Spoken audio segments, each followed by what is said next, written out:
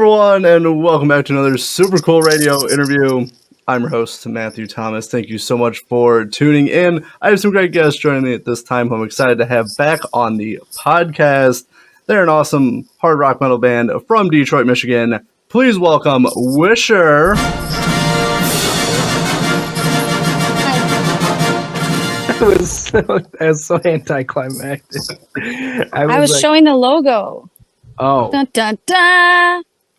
No, I think he wanted an audible, excited response to let everyone know that we're here, not like a whoo. He can edit in a sound effect.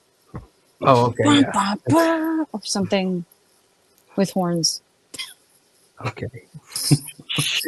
I'll see what royalty-free music I can find. But thank you guys. Awesome to have you back on. I think it's been a while since I've chatted with you guys, so it's nice to have you guys back on the podcast. It was about a year and a half, 2 years ago, I want to say, something like that. No, like 4 years ago. What? No, we did a second interview. I know that. Yeah, it wasn't that long. It was. I want to say it was 23. I want to say. Yeah, 23? no, it was. Yeah, it was like a year and a half.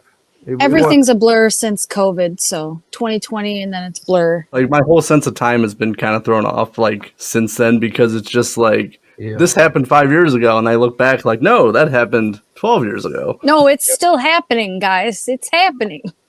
It's presently happening. It feels. Yeah, but all right. Well, since the last time we spoke, you guys had some big lineup changes, got some new music out. So, like, I'm curious, obviously, so with the new additions to Wisher, so, like, how did the current lineup for the band come together? You want to explain that or me? You can explain it. Okay. I'm not really sure how. Were you offering? No, well, okay. Well, I mean, Jake obviously was an original member. Like he started out as the bass player from like when Wisher was even first conceived. Like Jake was there. It was Jake, Mole, and Kayleigh and I. But Jake went to culinary school. Realized he liked playing music more than cooking, so then came back. And then Drake, I think, had been an off and on fill-in guy for a while. Emily came as a product of Drake, basically. Yeah. Drake found Emily. Yeah. Emily was Instagram contact. And I think Drake was like, hey, like, because Kayleigh had always said that she wanted like the two guitars just to have those guitars. Always. Because of this band right here. Exactly. Like the big avenged sevenfold influence. So Drake was like, well, hey, I know this girl, like she's on Instagram or whatever. And that ended up being Emily. And she's a shredder. Yeah, she's really cool. good. Because, not just a girl, a shredder. Well, and at the time it was interesting because when we had first met her, she had never A, been in a band, or B, like played live. So she had no experience whatsoever. But when she came in and started playing, I mean, she slotted in perfectly. Like you wouldn't be able to tell that she hadn't had that experience. I mean, when she came up and played, her first and second shows, I mean, she killed it. And, every time we've rehearsed, it's been very easy and comfortable just to get along with each other and like from a musical perspective, like rehearsing wise and practicing wise, like the dynamic was always really, really good between everybody. And obviously we had known Jake and Drake from music school at a Dime in Detroit, that like we all were former Dime students. So our relationship with each other at that point had already been strengthened since we had all, been at school together. That's why we can say we're from Detroit, is because we all went to school downtown Detroit, and we all met in that parking lot where Eminem filmed that scene in 8 Mile when they're in a parking garage and Eminem gets in a fight with the other guys. He like pulls him down off of his car. That was our parking lot for school. I think that's pretty cool. That is very cool. Detroit itself, very historic, for a multitude of reasons. For, obviously the music side and also entertainment as well. Like, it's got a lot of history to it. Very Motown, R&B, soul. That was very heavily the influence at the school. So when I was there, I think, well, A, compared to everybody else in my class, I wasn't very good. And then B, like, like as far as rock and roll and metal goes, I don't think they necessarily looked down upon it, but it was definitely like the minority in terms of what the focus on was at the school. Like, I think the school focused very much on like how to like navigate and operate successfully in the industry. So obviously being successful in the industry means playing into what's popular. So that's like, you know, the rap, the pop, the soul, the R&B. Like that was sort of like the main focus of music at the school. So rock Yeah. and metal wasn't necessarily discriminated against in any way. It was just, I feel like, more on the back burner because that's not considered like mainstream most of the time. But we were the opposition to that. We all found each other and thought, well, to hell with that. We're gonna be rock and metal anyway and do our own thing and do what we want. And that's what we did. Well, definitely, for sure. And I know since like 2023, you guys have released a lot of great singles, including Crocata, Bigot, Steel Sharpens Steel, and Get Off being the most recent one. So like, before we dive into these singles, like has the new lineup, has the new additions to Wisher changed the writing and recording process for the band? Yes. Oh, yeah. Yes, absolutely. But it's changed for the better. I think For the better. I think at the start we had a little bit of an issue trying to clarify with each other what direction we wanted to head in. I mean, Kayleigh and I being more on the melodic, symphonic, power metal, symphonic metal side of things. I mean, I can speak for myself in that regard. Kayleigh's influenced about just about anything, as she'd probably tell you. But I think Drake is a very varied, versatile player who draws a lot of inspiration from, you know, blues and grunge and that kind of grittier side of rock. Emily, I know, likes Danzig. She likes Queen. She likes Creed. Nita Strauss is Emily's main favorite. Yeah. And then Jake is very progressive. He's a big Iron Maiden Geddy fan. Lee, Geddy Lee, Rush. He likes Duff Rush. McKagan. He likes Yes. I think he's really he's into a band called Death, which they're really, really heavy, but they're also very progressive. So he brings a lot of that influence in. And I think at first we had a hard time really trying to figure out each other's tendencies or what our desires were going forward. How to communicate. Yeah, communication was definitely a big thing. The conclusion we came to is like the more we let each other be themselves, like the more we allowed them to play into those influences and be different is also, I think, what catapulted our writing from being, I mean, I never thought our writing was necessarily bad, but I think there was an amateur level which we were at to now a more professional level. And I think instead of trying to micromanage and control all of that and like Kayleigh and I'd be like, oh, we know what we want this very specific thing. We were like, yeah, well, we do want a specific thing, but we want you to have your creative input and do what's natural for you to do at the same time. And I think allowing that freedom really, you know, that elevated us because we weren't trying to control everything. We were letting each other be each other essentially and just kind of combined it. And that, I think, is the product that you see in these recent releases more so than, you know, when we started. I definitely think so, and I think the latest releases, the ones I listed, have been like some of the band's strongest material. I think it combines all the elements that you were talking about with the different band members very well to kind of create your own like unique sound. I definitely think with like some of the later singles, you guys are definitely getting like heavier, but also like still keeping like some of the other like elements I've noticed in like previous like releases as well. Mm-hmm. Absolutely. Well, appreciate you saying that. Yes, of course. So I did want to talk about the first one I said was Crocata, which was released in 2023. So like with that song, I heard, Noah, you actually were the one like you wrote that song. So like what was kind of the process with that? So that one started out as kind of just a simple piano melody. I don't consider myself a piano player. I have enough theoretical knowledge to just play around and like come up with ideas, but obviously I needed everyone else to flesh out those ideas.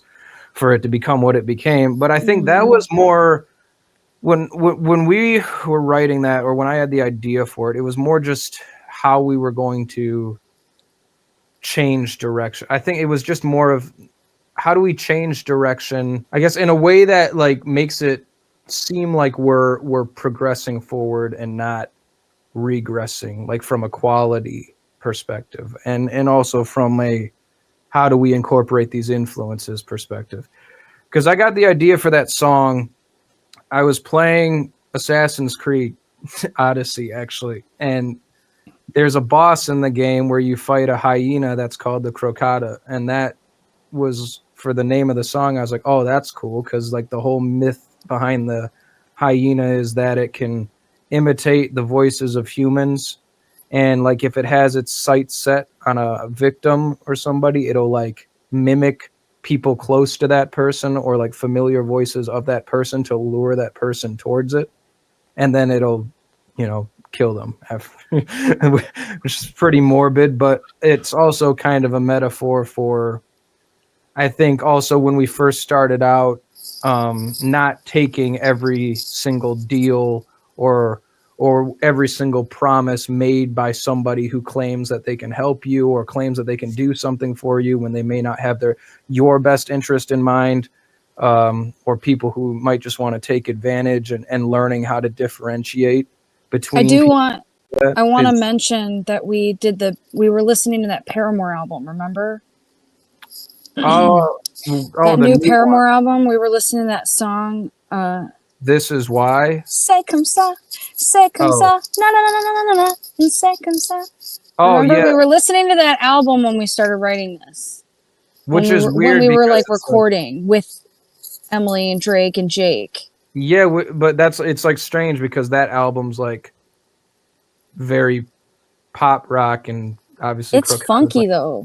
That album was funky, but Crocata was like blazing, like. But it inspired my vocal in Crocata, in the repetition based off of the myth behind the creature. We did that intentionally, where I did the same words for the verse, and I did the verse the same way, but the second one I get more aggressive. It's like we aligned our music with the idea and Noah's concept of the song. Very nice. I like the kind of insight into how that song was written and recorded. I also like, it's kind of funny, like what you get, like what like music or like what inspiration will help you guide a song, and not even something like, you're talking about with Paramore, not even something sort of in the same kind of music genre, but it's still like inspired certain elements of the song as well. Yeah, Noah has like philosophical influence on Crocata, right? Philosophical influence? Yeah. You have a deeper feel, like other than just it being about the video game, you felt like it was important for people to understand about the song, and with the way that the world is an echo chamber. Oh yeah, absolutely. I think it's more just about, in a way, it's searching for truth that doesn't harm you, but the search for that truth can be difficult to navigate because of how familiar and enticing some people might seem, or these deals might seem, or like, hey, like I'll book you on this really big show, but then not tell you later, like, oh yeah, didn't you know, like you had to sell this amount, and then if you didn't sell that amount, then yeah, you owe me $300-$400 now, because, and it's like stuff like that. It's a very loose example, and there's bigger, deeper examples that happen to people throughout the industry, but essentially it's differentiating and deciphering lies from truth, but the whole point is that it's not always easy to do that. Oh, for sure. And there's something definitely kind of a similar topic I've kind of been wrestling with lately, is like, like in some cases, like even with the truth, like some people still don't believe it. Yeah. Which is something I've definitely been exploring myself, is like, what is truth anyway? Like to me, the more I kind of realize, it's like a concept that people, even if it is true, people can still reject it, and even if you are telling the truth, people still might not believe you. So that's just something. Let's agree not to agree. Agree to disagree. That's how people do it these days. Oh, well, yeah. Agree to disagree. It's like which is another way of saying, oh well, if you're gonna disagree with me, then I don't want to accept the fact Engage that in it. Yeah. accept the fact that I could be wrong. Like that's It's okay to be wrong. Being wrong is great. I love well, being right, wrong. but I get nobody to learn cool wants stuff. to. Nobody still admits that they are wrong. Like even though it's okay. I think that's the biggest thing. Like it's okay to be wrong because that means you're learning. But I think initially, like that feeling of being wrong is what keeps people from admitting it. They're like, oh well, like okay, fine. Like you don't see my point of view, which already hurts my pride. So let's just stop talking about it before it gets any worse and my feelings get more hurt. You know that kind. Exactly. Or just like something I experienced recently is like someone like believed a lie about me, but Mm-hmm. based on like what someone else said, and I was like, you didn't even talk to me about it. You didn't even want to know what the truth is. Exactly. It's ridiculous. That's what Exactly. they do. But I also did want to jump to the next song you guys released, which is Bigot. So like, what's like the theme of that song, and like how did that one come together? Similar topic almost. That song was written so fast too. Like we went Yeah. over to Noah's for a jam, and Emily was doing that lead because Noah was playing it on piano or something, and they were kind of messing with the sound together. Actually, that song was inspired by Seven Spires. Oh, that's cool. Yeah, like well, because Emily and I didn't know like, that. You know the band? Do you know the band Seven Spires at all? I've heard of them, haven't listened to too much of their music. We love them. They're great, by the way. Symphonic metal band from Boston. They're incredibly good. Bunch of Berkeley students, so they kind of have to be good. but So no, good. like so Emily had come over and like Kayleigh said we were jamming and she was like, "Oh, I know you were listening to that band Seven Spires because you know we were listening to music, kind of like what we want to be influenced by. Who do we want to, you know, model our writing structures after?" And I showed her Seven Spires. She's like, "Well, I got this little riff." So she started playing like the main riff, the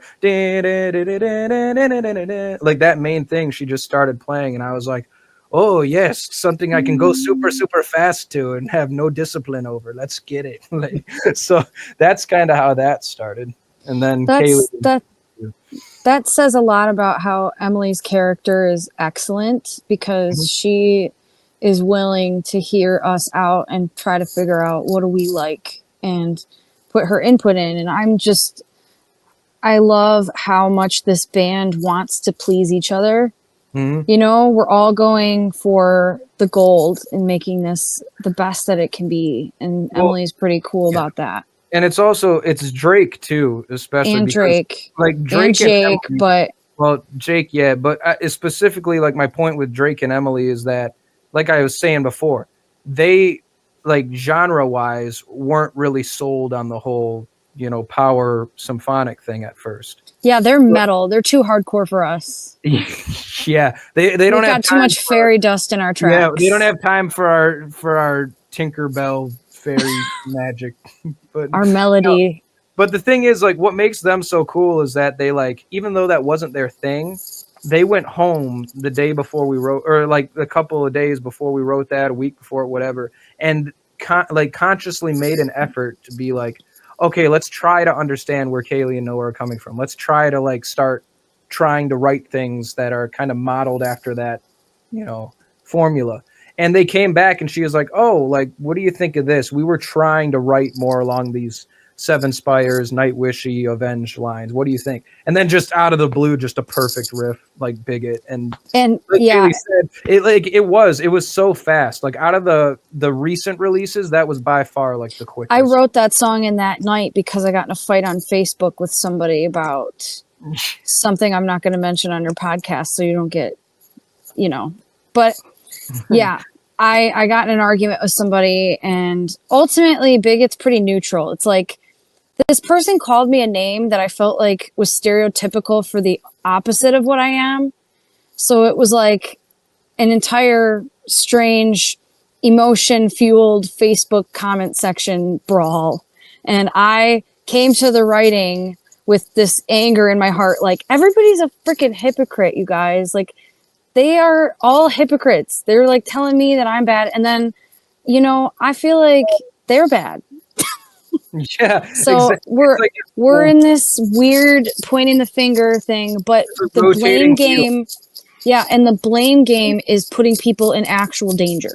And that's why that line in the chorus says you point the finger, pull the trigger, because you're not pointing the finger at the right people and you're fighting with everybody. We need to be united. We need to be clear-headed and not let evil be evil. And Well, that's pretty much, yeah. and pointing the finger and blaming people always never leads to a solution. It just causes more destruction.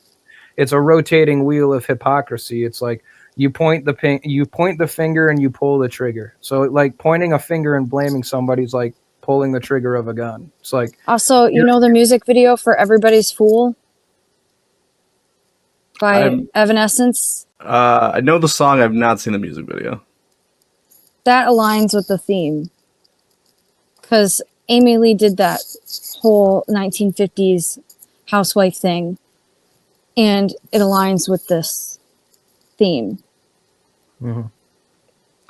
Right on, right on. I'm definitely have to go check that out. But no, it's kind of like what we were talking about like 5 minutes ago with like, you know, the truth and like all that. I feel like kind of similar with that of like, you know, hypocrisy and stuff, like people not even being aware of like what they actually are doing. They're just kind of feeding into like this mob mentality that like so many people just are easily, yeah, like, you know, if you see like, oh, this person's bad on like Facebook or whatever, and then it's like the person didn't even do anything. You just see that someone else said they were bad doesn't mean they're actually a bad person. True. But I did want to talk about like the artwork and like the kind of the artwork with like the can and the info ad for like the video. So like how did that like concept come about?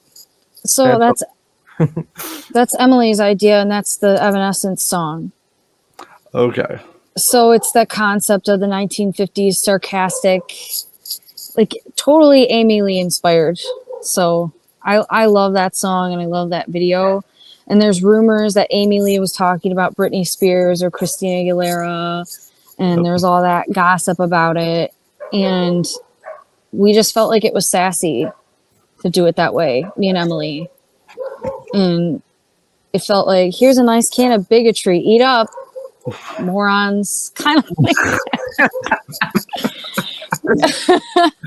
That's be like the one. That's like the one clip everyone is going to take away from this video. Here's a can of bigotry. Moron. Do you know that song by Bo Burnham called "The Country Song"? No, I'm not familiar. There's a section of the songs where he's like, "You stupid mother effers, ready for a key change?" And then they do a cheesy key change at this section of the song, and it's part of his stand-up routine, and it is so funny.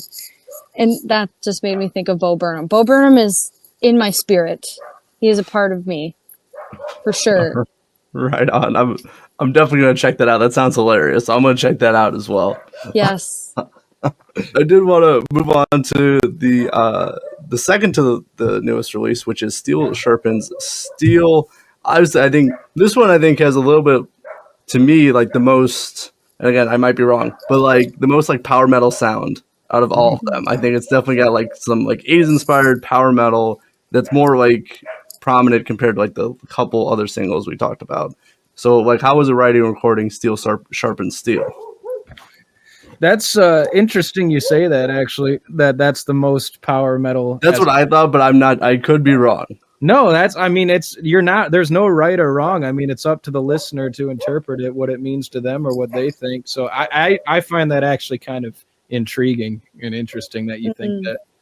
But yeah. For the writing of that song, so Kayleigh It's a Frankenstein chorus. Yeah, Kayleigh can elaborate more. I'm just gonna throw it in real quick. So, I guess first off, I'll say that we don't identify as like a Christian band, like in the genre of Christian bands, but Kayleigh and I are both Christian. Like, I mean, we believe in Jesus Christ and the teachings of Christ, and I think the main inspiration behind that, steel sharpens steel, is akin to the Proverbs in Proverbs 27:17. Yeah, where it's like, whereas iron sharpens iron, so a man sharpens the countenance of his friend. A friend sharpens a friend, yeah. Yeah, I mean, there's a bunch of interpretations, but that's essentially, I think, where the inspiration, content-wise, came from. But Kayleigh, that was your kind of idea for a while, I think. Steele. Ariana Smith from Frame 42 is an angel human being, and she was the muse for that chorus. Yeah. So that's what we call a Frankenstein chorus, because I wrote that chorus on my iPhone on a voice memo in a parking lot. The day after I saw Frame 42, we opened for them at their CD release party at the Diesel in Chesterfield.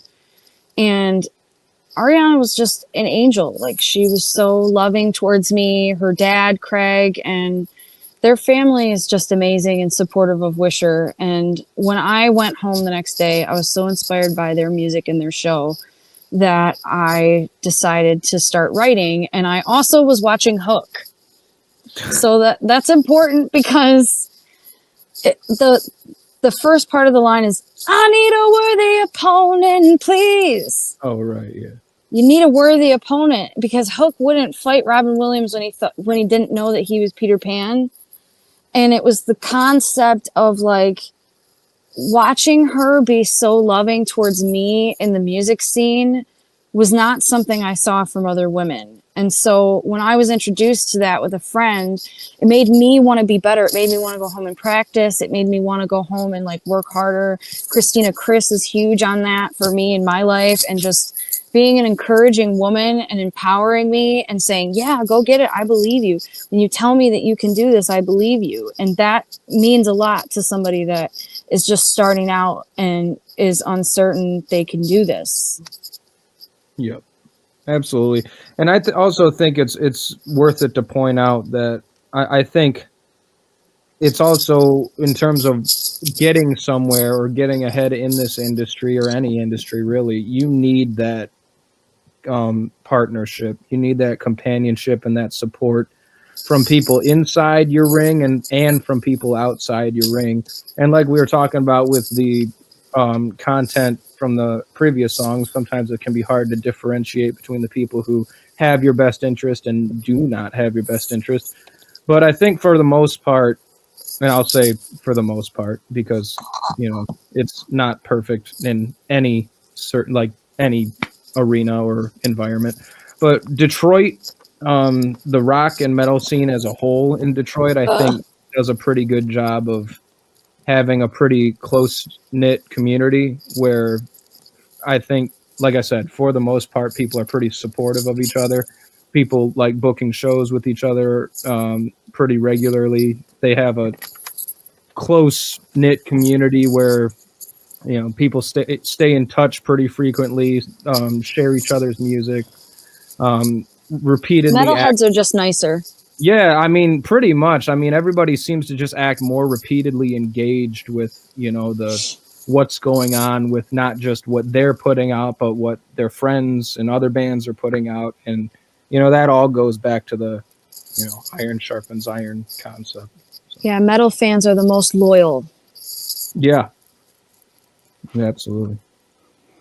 Oh, definitely. And, you know, again, like I'm based in Indiana, but obviously I've interviewed bands in the Detroit scene and been to a few shows there. So like I definitely see, like, obviously the support. You mentioned two really great bands who I've actually had on the podcast before, and they're just wonderful people, like just in general, not even like outside of music, they're just great people. But also kind of going along with that, like you kind of have to, like with the music industry, like for, you know, bands kind of, you know, in the area to build each other up instead of tearing each other down. Because like you live in the same area, you know, you perform at, you know, the venues that are there.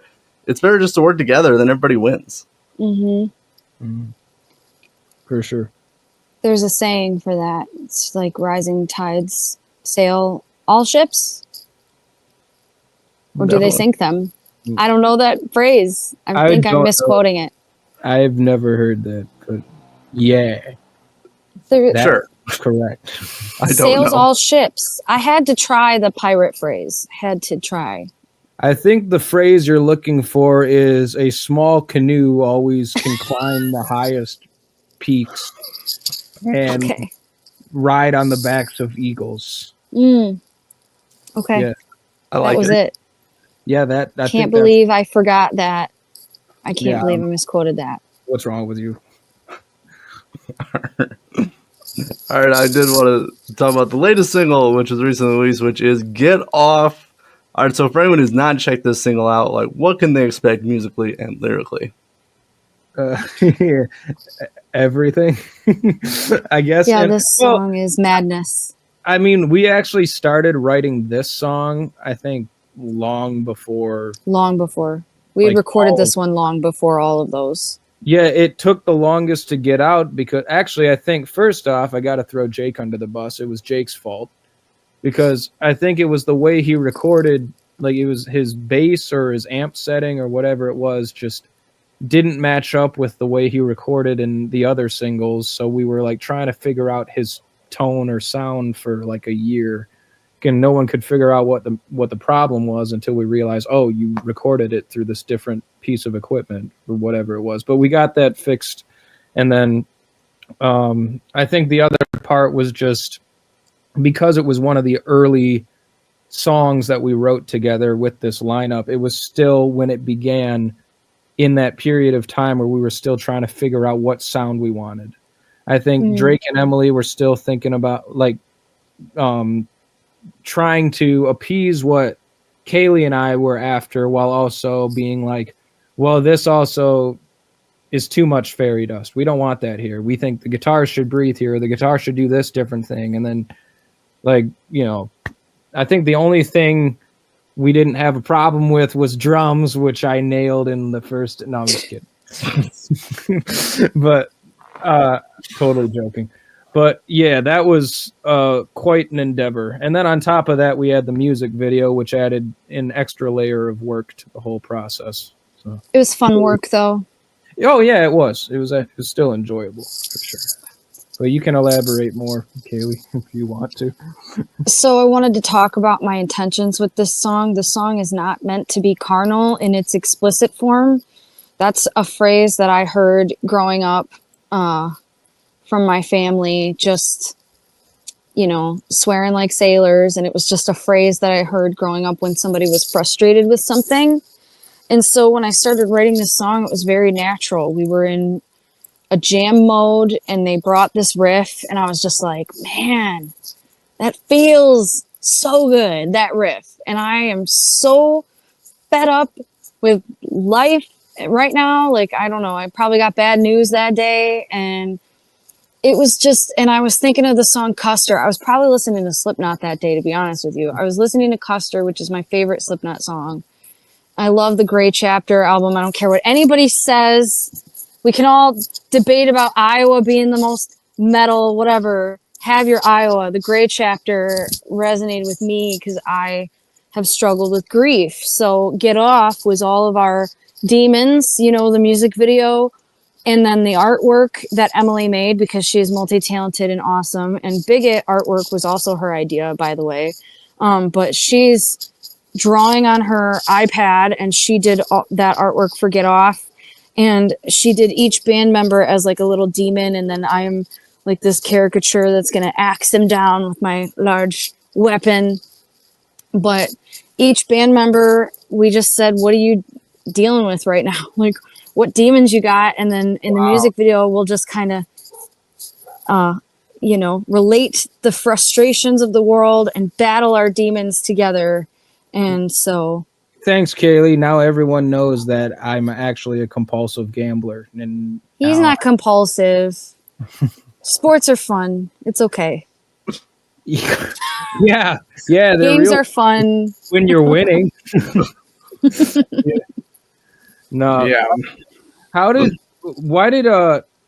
we get the idea for Jake to start the song where he screams, "Let's go"? Like, because I think that was a jam set. That was like the beginning of the jam set, and he just kept doing it. And then we're just like, it's in the song now. And I refused. Like, there was the option earlier on where everyone was like, maybe we should not have Jake screaming. And I just said, no. Jake will be screaming on this song. The song's an expression of frustration, so we thought what he did. Yeah. And Jake is important. Jake is a founding member of Wisher. Absolutely. And he left us for culinary school, but he came back. Yeah, And but him coming back says something. he And knew he's how a much special he kind of missed, bass player, so especially being like the drummer. I mean, we had a few bass players before Jake, and they were all great. But like Jake being that foundation, it was a large missing piece, and having him back has been like instrumental. I mean, it's like he's so different in like the best way because of like like I said, he's progressive. So a lot of his like bass lines and the riffs that he comes up with, you're just like, huh, I never would have thought of that, but that's awesome. Like that, I'm like, always making this face at him. yeah, like the stank, like that meme where it's like, this is the best compliment you can receive as a musician. It's just Jake deserves that. Yeah, he's that kind of a bass player. It's exactly. nice. I like it in metal. I like Steve Harris. I love fun bass lines in heavy metal songs. It's just excellent. Like My Michelle on GNR's Appetite for Destruction. My Michelle's bass line, and Jake was saying, I love Duff McKagan. I'm like, that's awesome because I hear it. Yeah. I like that in metal. Right, and that's why it was so annoying, the fact that it was like, oh, it was a piece of equipment that was preventing the song from being released, because we were like, what Jake did musically was awesome. I mean, especially at the end where he has this bass feature and that whole like lead up to the outro, and it's like, it's sick, it's so cool, but it's like, and waiting to release this because of like a technical thing was like, oh man, like this sucks, because It was also communication. well, We yeah, were still arguing over what we wanted in it. And the song is a total compromise of what everybody wanted, you know, and it took a long time to find that. That's why the other songs were easier to just record and put out there. But we did it knew that those songs wouldn't be as strong as Get Off. So Well- we decided to hold on it and release it when it was fully ready and we were sure. I don't think it was necessarily about like we didn't think the songs were strong enough. I think it was because of the fact that the songs like Bigot and Steel were recorded after the fact. Like Kayleigh just said, it was the first real big compromise of everybody. Like you can kind of hear in the song that this is this lineup learning to play together, but like reaching the point where it's like understood. Like it's not, it's like you're learning, but it's also we've learned. Like by the end of the song, it's like a giant story of like, oh, these 5 musicians just wander into a room and start playing, and then after 4 minutes they understand each other. Like that's the song, like the journey of the song, in a way. I definitely very much enjoy the song. I like, you know, kind of the frustrations and demons and kind of connecting just to my life, like going through some of the things I'm going through right now. I think it resonates definitely with me with that in that regard. And it just rocks. It really kicks ass. So I'm a big fan of it. Thank you. Thank you. We're glad you like it. Yeah. I wanted it to sound like Hans Zimmer and Avenged Sevenfold. And it does to me. When I listened to the keyboard parts, with shout out to Joe Garofalo because he's awesome. Yeah, can't He forget did Joe. keys on this. I wish he was a permanent member, but he's got other, you know, things that he does. I love his writing on this because I pretty much just sent him the Pirates of the Caribbean soundtrack and said, I want this in our music. And he did it. He did it for Steel and Bigot. Like all the key parts and like the harmonic, like the symphonic sounds.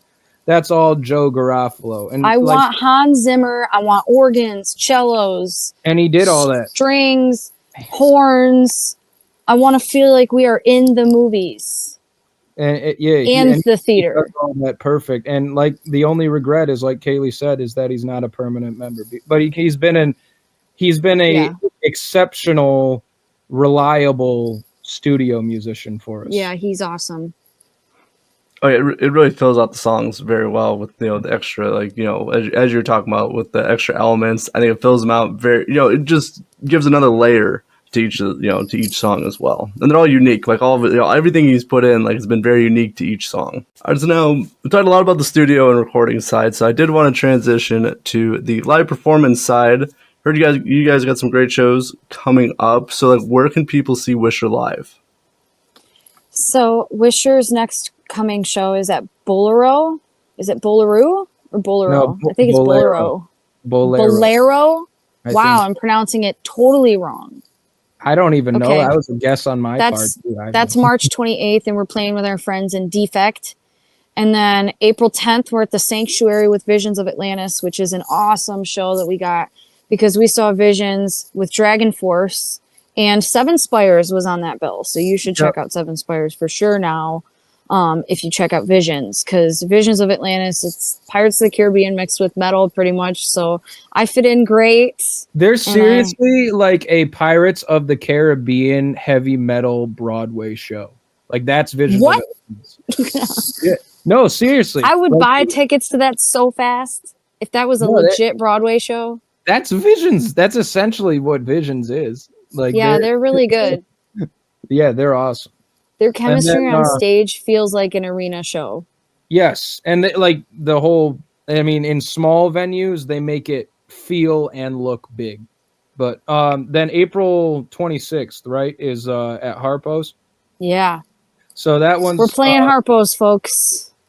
Okay, well, yeah, we understand the whole discrepancy with that, but there's also, you know... I can't wait to tag Corey Taylor and say, hey, I played Harpo's, and then maybe Corey will see it.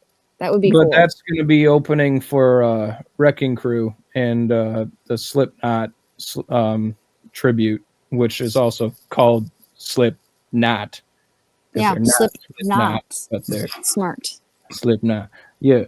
So that one will be cool because that'll be a reunion with some old friends. That show. We pretty much have, like you said, that whole Detroit close, tight-knit community will be on full display there. And then we just got a show over in Cadillac on the west side. What just happened, Kayleigh? Did you just break your camera? I don't want my phone might die. I just heard like a shattering of glass, but okay. It was just my Xbox remote. Oh, okay. But so May 24th? Oh, May 24th, we're opening for the City of Evil Avenged Tribute Band, which I'm so psyched for. We met this kid at Avenged Sevenfold at Pine Knob, and he was like, shout out to Nash Wheeler. Follow him on Instagram. He is awesome. He was sitting next to us at Avenged, and then Avenged got canceled the first show because they sent everybody back to their freaking cars, and then they came back because of the thunderstorm or whatever, and Avenged didn't go on. Avenged didn't come out at all or say anything to us. They just were like, show's canceled. So we sat next to him both of those shows. We came to the show like we were going to do it, and then we all went home. And then we saw him again the second time, and we actually got to see Avenged. And we exchanged information because I was like, I'm always bringing cards everywhere I go, and I just give people wisher cards. I have no shame. I don't care.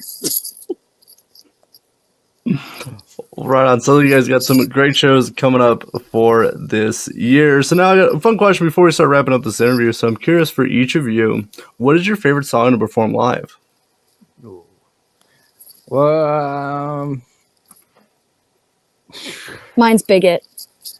You know what? That's what I was thinking. Bigot. I think Bigot is, from a drum perspective, it's the part that I've written that I'm the most proud of. Like in terms of how I recorded it. And it is fun to play live. So I'll say Bigot too. It's very fast, very unrelenting. All the stuff that I enjoy is just playing super, super fast so people can't notice my mistakes.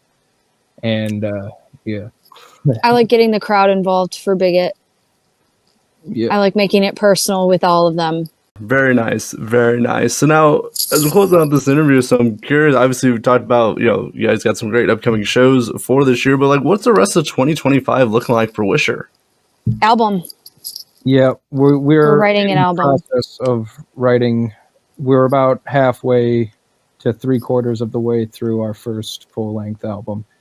And I think on top of just, if we get opportunities to play shows, I mean, we're always looking to play shows. Yeah, I'm always looking for a better show. But album is priority number one. I definitely look forward to hearing some more new music for you guys. I've been enjoying the latest singles so far, so I'm definitely looking forward to seeing what you guys come up with for 2025. But now, for everyone watching, where are the best places to find Wisher online? www.wisher-band-official.com. Our website has everything on it. You can find all your social media links. They're all icons at the top of the screen. If you want to go to our Spotify or if you got Apple, all of the links are connected in the website. Yeah, if you just type in Wisher Band Official on Google, it should take you to our site. So. And if people are feeling extra nice, they will invite their friends to like our pages because numbers matter when venues are booking artists now. So if you want to see Wisher live in more places, please invite friends, and it helps. And invite friends to Super Cool Radio because it's free and it's easy to do. All you got to do is go to that 3 little ellipses button and click invite friends, and then just select all your friends and invite them. It's free, it's quick, it's fast, it's nice. It's a win. It definitely is, and I will make it easier. I will leave some links for Wisher in the description of this podcast as well. Please check out and support them. Make sure to see them live if they're coming to an area near you. But Wisher, thank you guys so much for hanging out with me. It was awesome to catch up and chat with you guys. Yeah, appreciate you having us. Yes, thank you so much. Yeah. Of course, for Noah and Kayleigh of Wisher, I'm your host always, Matthew Thomas. Thank you so much for watching this episode of Super Cool Radio. And remember, stay frosty. Yeah.